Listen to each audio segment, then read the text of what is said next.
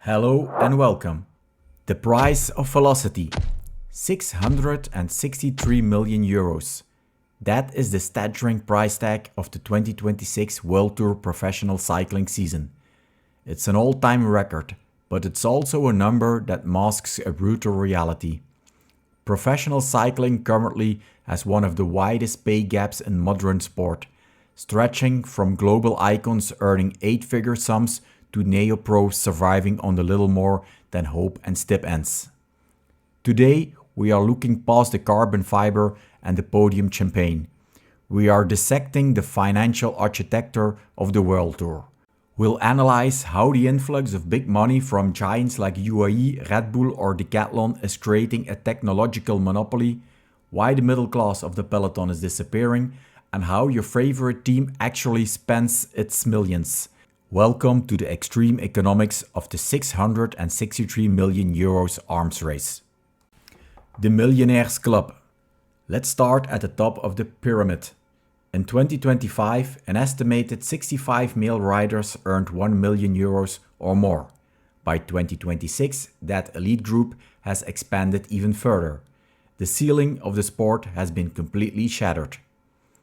At the absolute summit is Tadej Pogačar. His base salary at UAE Team Emirates XRG is reported at 8.2 million euros through 2030. But his total take-home for 2025 was closer to 12 million euros or $14 million. This includes a 1 million euro bonus for the Tour de France victory, his personal TP brand merchandising and high-end sponsorships like his recent deal with Qcoin.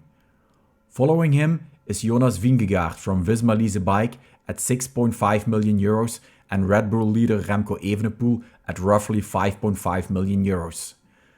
To understand how fast this is moving, back in 2011, Alberto Contador's 5 million euro salary was considered an unthinkable outlier. Today, that's just the entry price for a podium contender. But as these contracts skyrocket, the foundation of the sport remains surprisingly fragile. Is cycling's wealth reaching a breaking point? And should the UCI finally pull the trigger on a salary cap to save the sport from itself? Let's look at the numbers that explain why.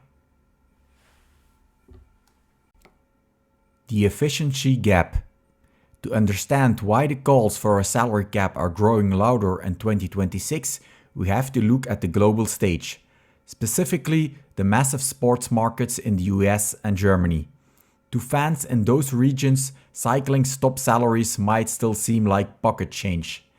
Stephen Curry from Golden State Warriors earns almost $60 million annually, and F1 driver Max Verstappen an estimated 50 million euros. In the NBA, an 8 million salary, what a Tour de France winner earns, would only get you a player come off the bench. Why? Because the American model uses a strict salary cap and shared TV rights to create a stable financial floor for every team. In Formula 1, the comparison is even more tactical.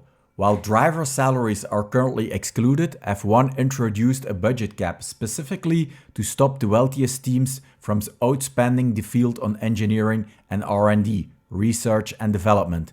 It ensures a Ferrari or a Mercedes can't simply buy a 3-second lead through infinitive research. But cycling? It's the Wild West. There is no budget cap on technology and no salary cap on talent. This allows the super teams to monopolize both the best legs and the best wind tunnel data. And here's the kicker. Unlike the NBA or F1, cycling teams receive 0% of television rights. 87% of a team's revenue comes from pure sponsorship. That's the ticking time bomb. The sport is building $1 million penthouse on a cardboard foundation. Only 5% comes from other income like merchandising or VIP packages. This creates extreme insecurity. If a title sponsor leaves, the team often collapses. This is why we see a shift toward deeper integration models. Brands like Lidl and Decathlon are no longer just sponsors. They are structural partners involved in every technical detail. And then you have Red Bull, who took it a step further by becoming the actual majority owner of the team. These giants are willing to invest 40 to 50 million euros to turn data into a victory. But where does that mountain of cash actually disappear to? The breakdown of these budgets reveals a staggering reality about what it costs to stay at the top. Team budgets. Let's look at where that 663 million euros actually goes. According to UCI data, 72% of a team's budget is consumed by wages. 13% goes to competition costs and 4% is spent just on maintaining the vehicle fleet. The average team budget had risen to 33.1 million euros, but the median is much lower at 28 million euros. This brings us to the super teams. UAE Team Emirates XRG is the leader with a budget exceeding 65 million euros.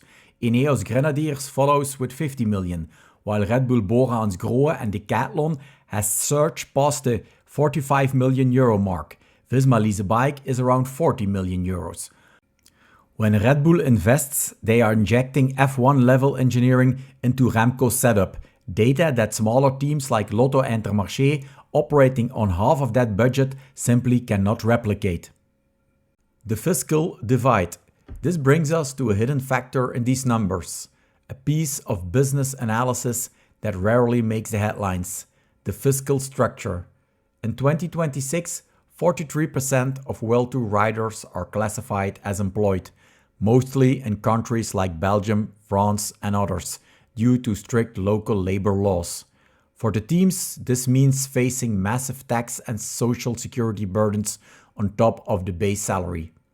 On the other side of the coin, you have the self-employed contractors, often residing in tax havens like Monaco or Andorra. The data here is startling. The median salary for a self-employed rider is 350,000 euros, while an employed rider earns a median of 216,000 euros. That's a 46% difference for doing the exact same job. For a team manager in 2026, choosing a rider's residency has become as much as a financial decision as it is a sporting one. The dying middle class. But there is another casualty in this 663 million arms race, the middle class of the peloton. While the headlines focus on the multi-million euro contracts, the bracket of riders earning between 60,000 euros and 150,000 euros is rapidly shrinking. We are seeing a massive wealth concentration at the top.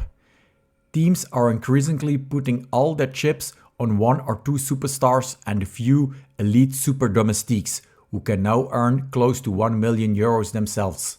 But for the veteran workhorse, the reality is different. While the top tier sees double-digit growth, the veteran minimum wage remains stagnant at 44,150 euros. The result? A peloton split between the cycling 1% and the working class that is struggling to keep their spot in the World Tour. The middle is simply being squeezed out.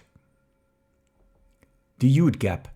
Below the World Tour, salaries drop off a cliff, but the gap starts right at the second tier. In the Pro Tour, the average salary is much lower, with many riders earning between 60,000 and 100,000 euros. These teams are often invited to the biggest races, like the Tour de France, but they have to fight against huge budgets while having only a fraction of that money. It's a middle ground that is becoming hard to keep up. At the continental level, many young riders earn between 11,000 and 22,000 euros. Some receiving nothing at all, just a bike, a place to live and a dream. Or the many youngsters who are essentially paying to race. Even in the Women's World Tour, which has seen budget double to 80 million euros, the disparity remains massive. Top stars like Demi Vollering are now seeing offers approaching the 1 million euros mark. Minimum wages are rising faster than demands, though parity is still a long road ahead. But if the base of the pyramid is crumbling while the top reaches for the stars, how long can this entire structure actually hold? It leads us to the ultimate question. Is professional cycling headed for a total financial reset? Conclusion. The World Tour in 2026 is richer, faster and more unequal than ever. We are at a crossroads where professional cycling is no longer just a contest of legs, it's a high-stakes battle of liquidity and engineering. That is the real answer to why the top teams have become so dominant. They aren't just out-training the competition, they are outspending them. So, where does this end? If a cap were actually enforced, superstars like Tadej Pogačar and Isaac Del Toro wouldn't be sharing the same team bus. They'd be rivals on different squads, spreading the talent across the peloton.